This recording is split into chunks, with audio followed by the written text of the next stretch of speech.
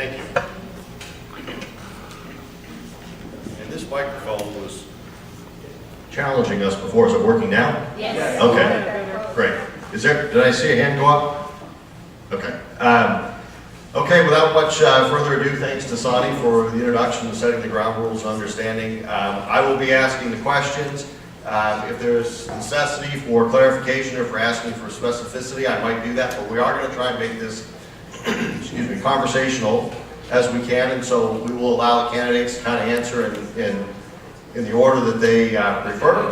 We will go 2 minutes, like Sonny said, and I know Copper's a little bit out of the line of sight of some of the candidates, so maybe what I would ask Copper is if they're not in your line of sight and they're getting close to, if they're within about 30 seconds, if you can wave to them. If they don't hear you, maybe a couple of raps on the table or something to get their attention might be fine. And then at the end of that, if you'll please try and finish your last sentence at the 2-minute time limit. So without much further ado, let's go through and we'll do a 1-minute opening statement from everybody. At the end, we'll do an opening 1-minute closing statement as well. We could go in either order. Why don't we, for the opening statement, we'll start here with Mr. Crawford, and then when we do the closing statements, we'll start at the other end. Gonna have to talk fast. Bill Crawford, downtown Scottsdale resident. I've been in business for myself for 37 years. My wife and I own a business in downtown Scottsdale that we have operated since 1997. I am a president of the Mounted Search and Rescue in the Maricopa County Sheriff's Office.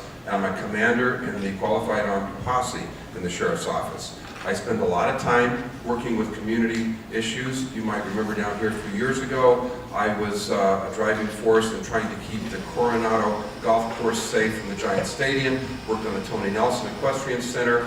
I'm the president of the Association to Preserve Downtown Scottsdale's Quality of Life. We were the driving force in gaining compatibility between the residential and the non-business, non-entertainment business community and the bar district. And we have made a lot of ground with a lot of positive changes have happened. In the private sector, I was recently inducted into the National Fitness Hall of Fame for my life's accomplishments in the health and fitness industry. And on March 26th, Bill Crawford, please vote for me. I'll keep you safe. August. What did I say? March. August. Good afternoon. My name is Linda Milhaven. I'm currently a member of the Scottsdale City Council and hope to earn your vote to return me to serve you there. My family first came to Scottsdale in 1974. I came back and went out into the world to seek my fortune and came back 25 years ago. Spent time as the Scottsdale Community Bank president helping the people and small business of Scottsdale be successful. I understand what it takes to drive a strong economy. I also spent my time in nonprofit community leadership. I am a past chairman of the Scottsdale Area Chamber of Commerce, of the Better Business Bureau, and of the Scottsdale Cultural Council. As many of you probably know, the Cultural Council runs the Performing Arts Center, the Museum of Contemporary Art, and the Public Art Program. So it is my honor to come and speak with you tonight, and I believe that my business experience and my nonprofit leadership prepare me to help plan and move Scottsdale into the future. Hello, my name is Michael Auerbach. I could live anywhere, and I choose Scottsdale. And I'm guessing that many of you feel the same way, or you would not be here right now. I am a chef and owner of Escoffier Food, a gourmet personal chef company. I have what I call my 6 for Scottsdale plan that I believe will greatly improve Scottsdale. 1, to encourage high-tech, high-wage employers to open their businesses in Scottsdale.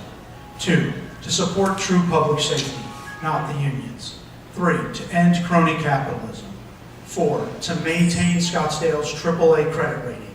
5, to promote balanced housing growth. And 6, to protect property owners' rights. As a resident and former neighborhood advisory commissioner for the city, I understand many of the challenges that we face. But I am blessed because I do not belong to one of the many cliques whose petty squabbles and grudges that tend to make such a mess of city politics. I will do the right thing. I will work for all of you. I look forward to speaking with you more this evening and after the event is over. And I do not owe anyone any favors. Good evening. My name is Cindy Hill. I'd like to thank you all for being here tonight and for asking questions in advance. The reason I decided to run for City Council was because I believed that we have lost sight in our community of we the people. And I felt that I needed to bring that back to our community and to our council.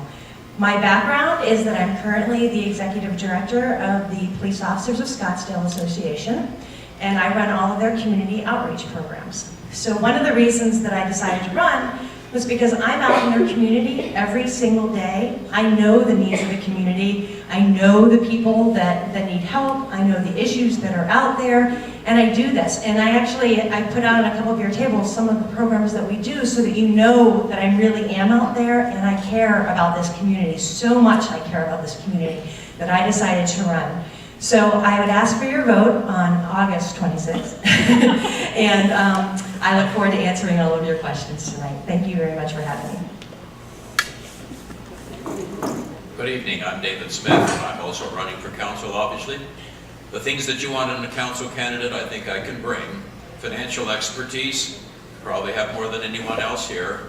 I spent many, many years in the private sector, but working for quasi-government entities, Tennessee Valley Authority and Amtrak. But more significantly, I was your city treasurer and chief financial officer for 3.5 years. I understand how the city runs.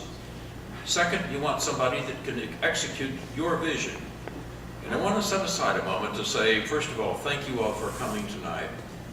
But more important than tonight, I need to thank you for the 10, 20, 30, or 40 years that you put your vision in place to give us the city we have today. This is the platform that we're going to build from, and it's the platform that all of you built for us. I'm going to execute that vision for you, and frankly, you want somebody who understands economic development. I understand that. My wife and I owned a business for, does that mean 30 seconds? That means I'm done. I'll tell you more later. Hi, thank you. I'm Jennifer Peterson. Thank you all for coming. I love this. I love what a great crowd we have here. This is Scottsdale to me. Everybody cares so much, and this is why we have such a great community. To give you a little bit of information on me, I've lived in Scottsdale for 26 years with my husband, Ron. We've raised our 3 children here. I was fortunate to be elected to the Scottsdale School Board for 2 terms, 8 years total, where we ran a multi-million-dollar business. We kept dollars in the classroom and cut administrative cost. I'm the only candidate running, non-incumbent candidate, with actual elected experience. I have represented you for 8 years. I have a record that I'm proud of, that I encourage anyone to check. My voting record, everything I did and accomplished. The reason I'm running, I bring experience with a fresh perspective to the table. I think we need positive leadership that listens.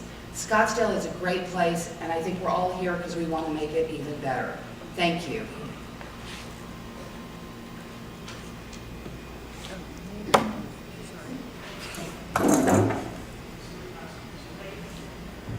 Is this working? No. There. Now? Yes. Okay. I'm Kathy Littlefield. I'm a Scottsdale native, and I've spent many, many years as a resident activist here in Scottsdale. I grew up here, I went to school here in the public school system, and I graduated from Arizona State University with honors with a degree in business education. I was the chairman of the Keep Scottsdale Special political PAC to defeat the bonds last year. Across the city, in every precinct in the city, it was defeated. In total, it was defeated 60-40. I'm very proud of that. I was also, in personal life, I was past president of Kachina Civitan Club, which is an organization that helps handicapped children. I was the treasurer of North Scottsdale Little League. I was the treasurer of Cochise Elementary School after-school musical arts programs. And I am currently a member of the DAR, Daughters of the American Revolution, and we work to help veterans, both those serving currently overseas and those who have come back and work with the honor flight for our World War II veterans. I am a fiscal conservative in deed as well as in word. That's why I started and ran the Keep Scottsdale Special PAC, and we'll talk more about what I stand for later. Thank you very much for coming. Thank you. Good evening. My name is Dennis Robbins, and I'm currently on the Scottsdale City Council. I have a positive message for Scottsdale. I think that if we look at the successes of our past, we will definitely build a bright future for Scottsdale. I was born and raised here in Scottsdale. My family moved here in the 40s. We've seen a lot of changes over the years. I've been married for 23 years. I have 3 beautiful children. I've run a successful business here in Scottsdale for a number of years, and I'm also a practicing attorney. So I'm focused on economic development, private sector job creation, a balanced budget with your tax dollars, and I think the future of Scottsdale is headed in the right direction. We can always do better, and I look forward to answering your questions and to serving you over the next 4 years. Thank you. Thank you, everyone. So we'll go ahead and go right into the questions. And here's what we've done. We're getting far more questions than we're going to have time to ask tonight. So we're trying to group them into categories and represent all the questions on the topic as best we can. And the first question it regards height and density, open spaces, those types of issues. So I'm going to actually read off of 2 cards here that I think will make the question easier to answer. And what it says is, what happened to the building height and density restrictions? What are the limits now?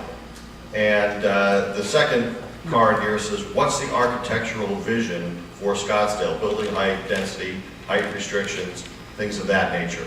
So if we could begin and get your thoughts on the changes in height and density and what the vision for the architectural atmosphere of the city will be going forward. Anybody want to go first? Don't make me call on somebody. I just spoke, but I'll go. So obviously Scottsdale over the years, the many years, has evolved as a suburban community, from a farming community to a suburban community, and we've always been low scale. Over different building cycles, you've seen things change in Scottsdale. Obviously, when McCormick Ranch came, you had one of the first master plan communities in America, and that followed, with Scottsdale Ranch and Stonegate and DC Ranch and all those types of things. And sprinkled in there's a lot of rural parts of Scottsdale, so Scottsdale is very diverse. McDowell Road has been a concern for the city for the last 10 or 15 years, and so it's been at the forefront of trying to redevelop that area. Well, if you think back a little bit before that, our downtown was an area that was headed in the wrong direction. And so one of the things the city did in order to spur vibrancy, development, was change some of the height and density restrictions. We said, let's have some areas in the city where we can have more height and density to attract more people, to attract more vibrancy. And so that's one of the things that happened. Now, do we want that in Old Town? No. Do we want that in McCormick Ranch? No. Do we want that in some of the very rural areas of Scottsdale? No. So I think height and density can work in certain parts of the city, but there's obviously a point when too much is enough. So I think that that is one of the things that we always look at. Of course, every development that comes to Scottsdale has to pass all of our design guidelines, all of the infrastructure guidelines. It has to go through a huge process before anything's ever built in Scottsdale. So it's not like anything's happening willy-nilly. But certainly growth has occurred, and it's changed over the years. It used to be a lot of rooftops were built across the city. Now there's been a lot of infill development and some redevelopment. So that's changed the character of our city to some degree. Part of the question was about architecture as well. And so I won't answer that. Thank you, Councilman Robbins. Next. Okay, I'm going to sit here rather than jump up and down. I think it's distracting. With regard to the height and density question, I think a lot of this really is on a case-by-case basis. In general terms, I think we need to be looking at what are the traffic impacts, what is the congestion impact, and always what does this do to the adjacent neighborhoods. With regards to long-term vision, we want to preserve our unique character here. We don't want to be like every other city in the world. We are Scottsdale. We're very unique. We're very charming. We want to preserve that character. I think some growth is inevitable, And I think the important thing, we need to balance that with what the neighborhood, the adjacent neighborhoods, what their needs are. With any item that comes before the council, I would ask 3 questions. Why do we need this? Who's positively affected and who's negatively affected? And then let's go from there to see what's the wise choice, what's the most prudent thing for Scottsdale. Okay. Well, I'll give you maybe a different view. I don't think all of this is happening pursuant to any vision at all. The vision of recreating the downtown, I mean, a lot of you built what you thought was a very desirable downtown. It brought in tourists. It was the iconic feature of the city. I don't know why we have to build tall buildings that are neither iconic nor unique to the city. They are not symptomatic and they're not attractive to tourists. The risk we run if we continue to do infill projects, big tall buildings that are sort of faceless but have lots of people in them, is we're going to change the face of Scottsdale. And it's not going to be in a way that promotes tourism. It's not even going to be a way that is your vision. And I think that's what has to be respected, is your vision, not the vision that someone thinks they have for remaking the city. That's what's happening. We're pursuing a vision that has not been articulated. As soon as we do articulate it, we'll find out it's not a vision we probably want.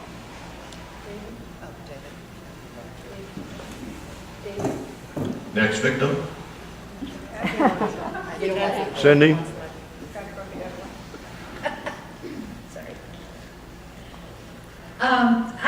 I do not believe that these blanket rezonings across the city are good for the residents or good for the future residents of Scottsdale. Especially when these are in close proximity to our older, low-density residential areas. The traffic problems, the strain on our infrastructure, water, streets, sewer. We've seen some of the problems that this has already occurred as caused to happen, and as more and more of these high-density buildings and apartment complexes go in, more and more of the same problems are going to start manifesting themselves wherever they go. We don't have a plan to work in a positive manner to make our city grow properly and for the citizens that live here. Our focus should be on the citizens that currently live here, abide here, and pay the taxes that support the city. It shouldn't be on people who may or may not come here in the future. And I have a real problem with this blanket overlay that they put into downtown and places like that, where everything goes now. And it's not good for Scottsdale, it's not good for the residents that live here, and eventually it's not going to be good for people who move here, because they're going to suffer the same problems, the same traffic snarls, the same infrastructure upheavals that everybody else is going to have. So it doesn't make a lot of sense to me for any of us, and I think that that really needs to be taken into account. Councilwoman Millhaven? Thank you. There are no blanket rezonings. The rezonings are done one at a time. And it depends on where it is. There was a project proposed at Miller and Osborne for 90 feet, right outside the baseball stadium. And I chaired the Development Review Board the day that came forward, and there was a conversation about what incentive would be appropriate for 90 feet in that location. And I told that developer I could not imagine an incentive that would make 90 feet appropriate at that corner. That is a minor arterial, it doesn't belong at 90 feet, and that project did not move forward. So while you may think there's never been a project we don't like, we are discouraging the developers from bringing them forward. Developers aren't going to invest their time and resources to bring forward a project that they know it will not be approved. Second, and let me talk specifically about a project here on McDowell Road that I know we had a lot of people protest about, and that's the dealership, the Los Aguas piece.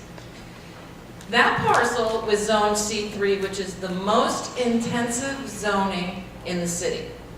That what could have already been built there by right would have been right up against the property line at 36 feet, looking into the neighbors' yards. Instead, the site plan calls for parking parking structures that are covered, so it's low. And then calls for trees, and then calls for circulation, and then the apartment buildings. So those apartment buildings are actually less intrusive on the neighbors than the commercial zoning that could have been built there by right. So there is no blanket zoning. We're very thoughtful. And if there is traffic impacts for residential, what we've seen is it's less than what it is for the commercial. And if there's additional infrastructure needed, we charge the developer impact fees. You are not paying for the additional infrastructure required for these projects. Mr. Crawford. Okay, a few years ago, I did support a couple of high-dense projects in downtown Scottsdale. At the time, I had my reasons. Now, I regret that support, but I'll talk to you about it anyway. At the time, the bars were expanding rapidly. They were grabbing parcels of land everywhere they could. The entertainment business was going to reach out its tentacles everywhere. The two projects that I supported, I thought would push that back. There were a lot of businesses that were suffering, moving out, closing down. Common denominator was we just didn't have enough people downtown. So I thought that if we put people downtown, we would have a boost for our economics. We would have people that would be employed. They would have to sleep at night because they had to keep their jobs. They had to pay rent. I thought that would offset the entertainment business, which was completely, totally out of control. The door opened up, and now we've got more height and density in downtown Scottsdale that we can cope with. It's out of character for Scottsdale. It's too much. And one of the things that's missing, if you don't follow the general plan, and if you don't listen to the neighborhoods that are directly affected by these projects, it's just not going to work. You might have read in the paper a few days ago where in Phoenix, on 17th Street and Camelback, they had quite a process with a big building that they wanted to build, and they listened to the neighbors, and they reduced the height by one floor down to 5 stories. They agreed on setbacks. They agreed not to put balconies that overlook the community. And those are the kind of things that you have to have. You can't stop all progress. You can't say no to everything, but you can mold it. You can make it compatible. Instead of rubber stamping it and anything goes, you've got to get in there and you've got to listen to the neighbors and you've got to fight for their quality of life.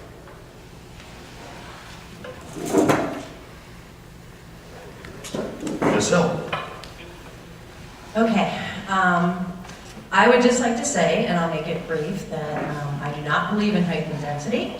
And my question to everybody else would be, at what point do we use the infill incentive district in the rest of our community, in the rest of our city? Because it's already been put out there once. I personally would not have voted for it where it was put downtown, but I'm hearing rumors that we're considering using it in other parts of our city as well, and that's something that concerns me very much. And that's what I would like to know is this a plan to be considered to use this infill incentive district in other areas of our city? And Mr. Auerbach. Thank you. Height and density has become synonymous with a negative connotation. I prefer to use the term balanced growth. When discussing balanced growth, in my opinion, there are 2 elements that have to be considered. One is housing, residential housing buildings, and 2 are business structures. And they are not one and the same. They're zoned differently, there's different permitting processes, and they have different formularies that must be used. So, just to be clear, I want to make sure that I communicate the message that there are different areas when you're talking about putting up buildings, balanced growth. Now, when it comes to housing, our generation, my generation, your generation, we valued a home. We valued the value of an asset, a tangible piece of property. That was something that we all strived for. Today's millennial generation, the 18 to 34-year-old group, they don't appreciate an asset the way we do. They don't view a home, owning a piece of parcel of property, as an asset. They want to live in a nice place. They want the granite countertops, the ceilings, the tile floors. They want all those things, and they can afford to pay for those things, because we're going to get to jobs later, and I'll talk about my jobs plan. But these millennials want to be mobile. They're willing to pay $1,200, $1,500, $2,000 a month for rent, which would be the same as if you owned a home, but they want to be mobile. And if we do not provide the type of housing that the younger generation wants, Scottsdale is going to lose out. And if we lose out economically to cities like Boulder, and to Sarasota, Florida, and to Austin, Texas, then everyone in this city is going to get left behind. And that would truly be a tragedy. And Ms. Peterson, I think we still need you. Did you speak on this already? I was the Oh, second I apologize, one. you did. That's correct, thank you. Okay, so as a follow-up to this, let's dig into this a little bit. The council, as most of you I think here would know, and certainly everybody up here knows, has a very significant say in how these issues are ultimately decided. So let's ask this, and let's have each of you discuss this. In the past few years, there have been a whole host of zoning cases that have gone before the city council. Discuss those, what public opinion was on those, what your opinion was on them, what decisions were before the council that were not approved that should have been, what decisions that went before the council that were approved that should not have been. And again, I'll let somebody start first.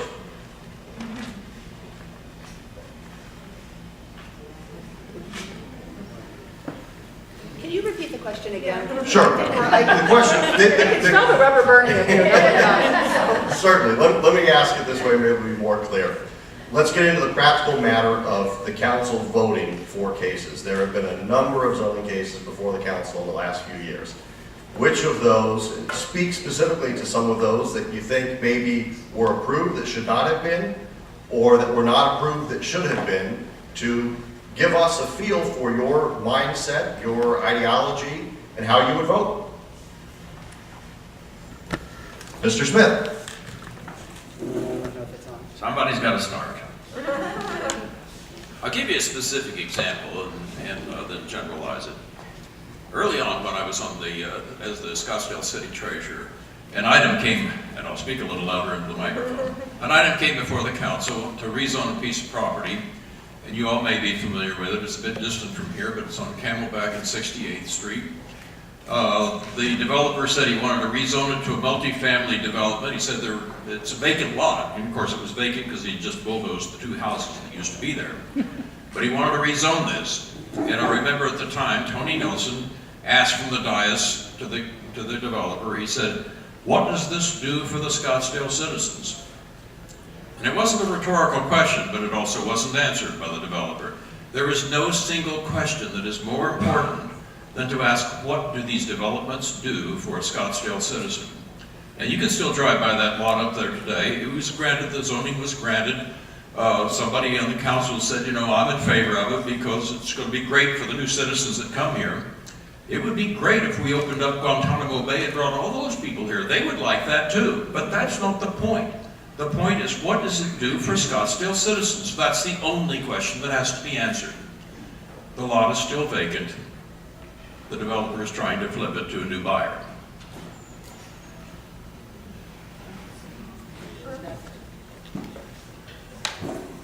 Ms. Littlefield. Yes, there's a lot of things that the council has done that I would not have approved. There's a few things they've done that I do approve.